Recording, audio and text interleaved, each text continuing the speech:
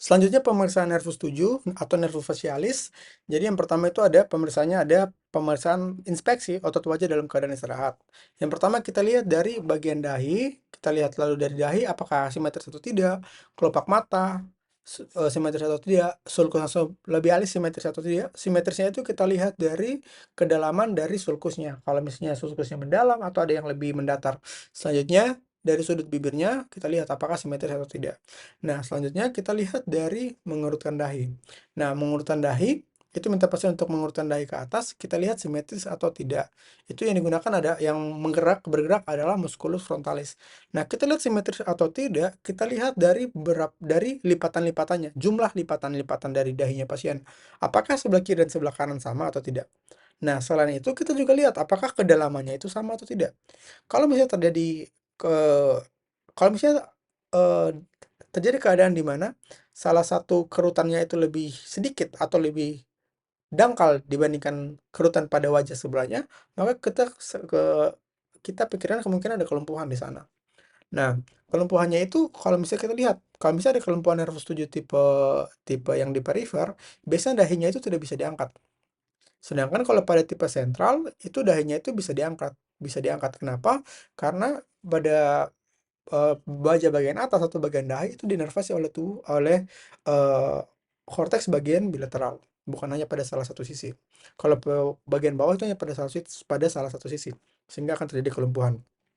Selanjutnya kita minta pasien untuk menutup mata. Jadi menutup mata, lalu kita itu otot dan bergerak adalah conjugator supercilii dan juga musculus orbicularis oculi.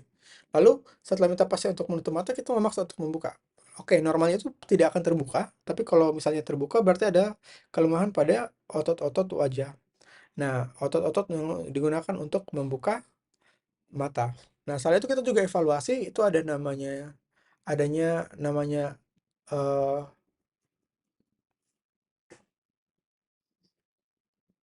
bell sign, yaitu ketika kita menutup mata, biasanya arah mata kita melihat ke atas. Itu tujuannya ketika tidur untuk melindungi kornea agar tidak terluka. Kita juga perhatikan em, refleks bellnya itu ada atau tidak. Selanjutnya,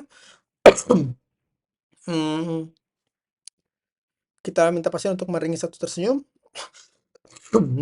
Kita lihat apakah ada sudut bibir yang jatuh, apakah ada asimetris atau tidak. Asimetrisnya itu kita lihat dari apakah terdapat deviasi atau tidak. Jadi kalau kita tulis sebesar itu deviasi. Asimetris atau ada deviasi. Selanjutnya mencucu, minta pasien untuk bersiul, lalu kita melihat selanjutnya di sini tidak ada ya ada mencucur. Lalu kita minta untuk pasien untuk membuat kita lihat apakah ada gerakan involuntar. Gerakan involuntar itu ada tik dan juga ada spasme. Apa bedanya? Kalau tik itu adalah gerakan involuntar yang berlangsung cepat, dia berulang dan juga di aritmik. Jadi kuncinya di situ, di aritmik. Kalau misalkan spasme itu artinya kontraksi otot yang kuat dan dia berlangsungnya terus-menerus dan kadang-kadang diikuti sampai rasa nyeri. Selanjutnya untuk indera pengecap, kita mengtes mengevaluasi keadaan dari pengecapan 2/3 anterior. Kenapa 2/3 anterior? Karena sepertiga posterior adalah punya dari nervus benar. 9 glossopharyngeus. Nah, untuk itu kita menggunakan namanya cairan Bornstein. Jadi cairan Bornstein itu terdiri dari yang pertama dari asam. Asam itu menggunakan asam sitrat 1%. Lalu di sini asam, lalu asin. Kalau asin itu menggunakan NaCl 2%. Lalu pahit itu menggunakan quinine HCl itu 0,075% dan juga glukosa 4%. Nah, ini untuk persen-persennya ini harus dihafal. Oke, biasanya akan terjadi gangguan pengecapan ketika adanya lesi yang terjadi setinggi korda timpani. Selanjutnya ada tes selanjutnya adalah tes sekresi air mata. Kita menggunakan itu disebut sebagai dengan skimmer test. Jadi skimmer test itu kita menggunakan kertas lakmus, lalu kita lipat sedikit pada bagian ujungnya, lalu kita letakkan pada kantus lateral dari mata pasien.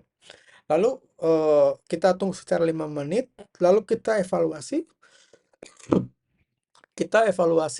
sekresi dari air matanya, jumlahnya berapa. Nah, normalnya itu pada kertas lakmus itu sejauh 10 milimeter. Ada tergantung referensi. Kalau di buku KN disebut 10 cm.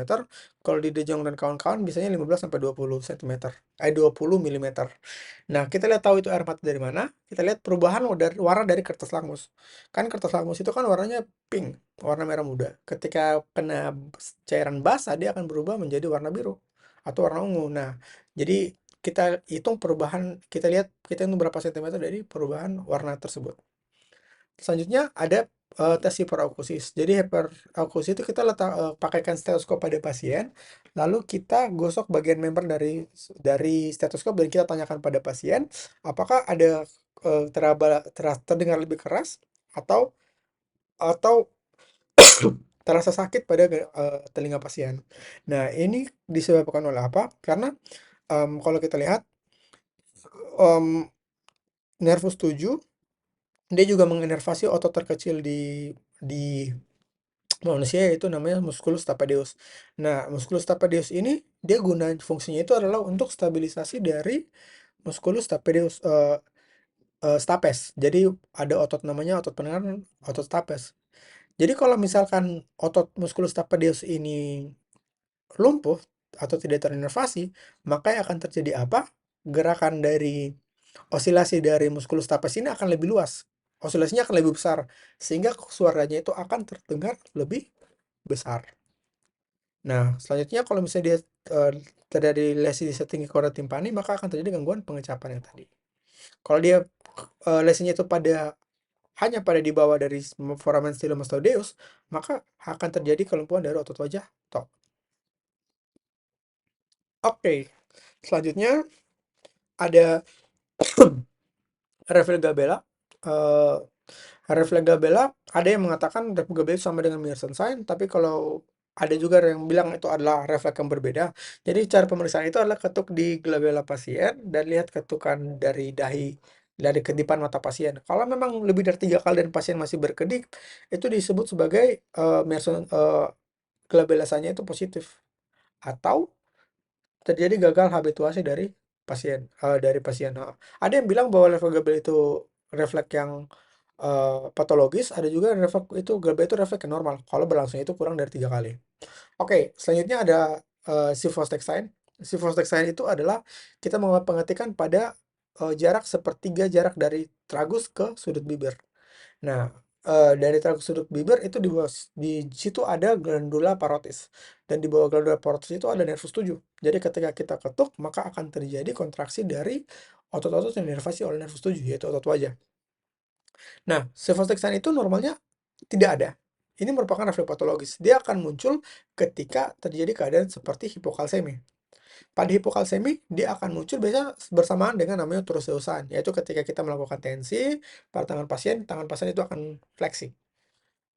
Oke, itu tetanus tidak, dia lebih kepada hipokalsemi. Selanjutnya tuh gradingnya dari grade 1 sampai ada yang membagi menjadi 3 grade dan ada yang membagi menjadi 4 grade tergantung dari referensinya. Kalau yang 3 grade dia membaginya satu itu ada kedutan di bagian leher ketika leher ada kedutan di ujung bibir.